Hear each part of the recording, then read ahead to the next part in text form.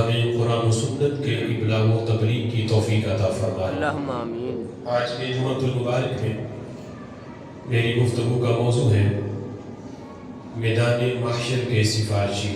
سبحان اللہ۔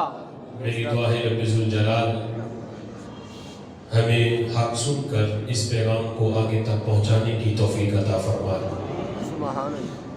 خالق کائنات جل جلالہ نے اپنے مقبول بندوں کو یہ عظمت اور یہ شان عطا فرمائی ہے کہ وہ قیامت کے دن رب ذوالجلال کے اذن سے وہ گناہگار لوگوں کی سفارش کریں گے اور رب ذوالجلال ان کی کہی ہوئی بات کی لاج رکھتے ہوئے رب ذوالجلال ان کی سفارش کو قبول کر کے جہنمیوں کو رب ذوالجلال جنت میں داخل فرمائے گا۔ قرآن مجید فرقان حمید کی متعدد آیات سے یہ بات روز روشن کی طرح واضح ہے کہ خالق کائنات جل جلالہ جو لوگ حالت کفر میں جن کا خاتمہ ہوگا ان کا کوئی سفارشی نہیں اور ان کے حق میں کسی کی سفارش قبول بھی نہیں کی جائے گی، لیکن جن کا خاتمہ ایمان پہ ہوگا جو مومن ہیں رب ذوالجلال انہیں شفاعت کا اذن بھی دے گا اور ان کے بارے میں جو سفارش کرے گا اللہ تعالیٰ ان کے حق میں اس سفارش کو قبول بھی فرمائے گا۔ قیامت کے دن شفاعت کا دروازہ سب سے پہلے ہمارے آقا صلی اللہ تعالیٰ علیہ وسلم کھولیں گے۔ ان سے پہلے کسی کو بھی شفاعت کا اذن نہیں ملے گا، یہاں تک کہ کسی نبی کو بھی شفاعت کرنے کا اذن نہیں دیا جائے گا۔ نعرہ تکبیر، اللہ اکبر، یا رسول اللہ، سب سے پہلے شفاعت ہمارے آقا صلی اللہ تعالیٰ علیہ وسلم فرمائیں گے بے شک، اور ان کے بعد پھر دیگر انبیاء، اولیاء، صلحاء اور مومنین کو شفاعت کا اذن دیا جائے گا، یہاں تک کہ رسول اکرم صلی اللہ تعالیٰ علیہ وسلم فرماتے ہیں کہ یہ شفاعت اس دن اتنی عام ہوگی، نبی پاک علیہ الصلوۃ والسلام کے شفاعت کے دروازہ کھولنے کے بعد اتنی عام ہوگی شفاعت کہ وہ تمام بچہ کہ جو اپنی ماں کے پیٹ میں مکمل بھی نہیں ہوا تھا کہ وہ مکمل ہونے سے پہلے ہی وہ ضائع ہوا، تو فرمایا وہ تمام بچہ بھی اپنے والدین کی شفاعت کر کے انہیں جنت میں لے کے جائے گا۔ سبحان اللہ۔ آج کا جو ہمارا موضوع ہے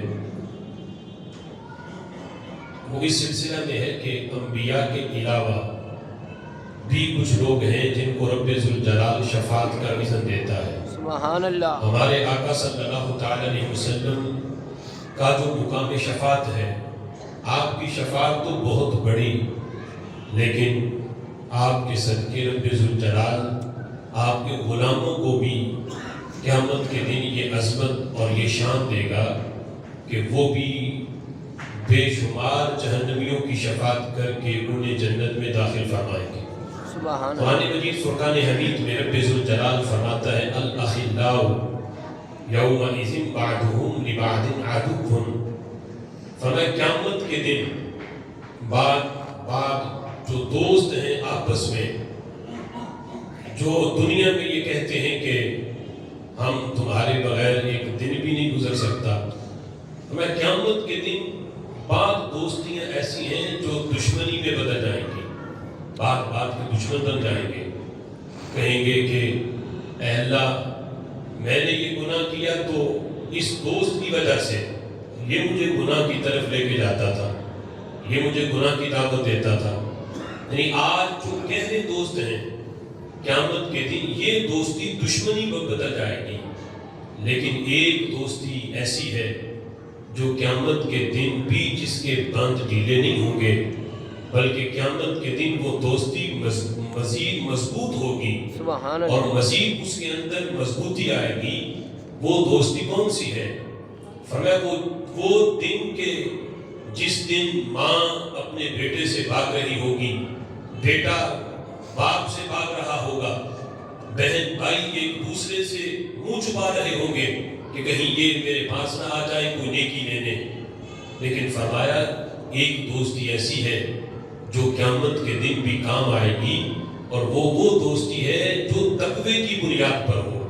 دنیا میں رہ کے جس بندے نے کسی سے محبت کی، کسی سے دوستی کا رشتہ قائم کیا، تو اس کی کوئی دنیاوی غرض نہیں تھی، اس کی وہ دوستی اللہ کی رضا کے لیے ہے کہ یہ بندہ بڑا نیک ہے، بڑا متقی ہے، یہ عالم ہے، یہ جناب اللہ کا ولی ہے، میں نے اس وجہ سے اس کے ساتھ محبت کرتا ہوں، دوستی کرتا ہوں۔ تو یہ وہ دوستی ہے جو قیامت کے دن ایک دوسرے سے بندے کو منہ نہیں چھپانا پڑے گا۔ رب ذوالجلال ان کو اپنے عرش کے سائے میں نور کے منبر پر بٹھا کر رب ذوالجلال ان دونوں کو جنت میں داخل فرمائے گا۔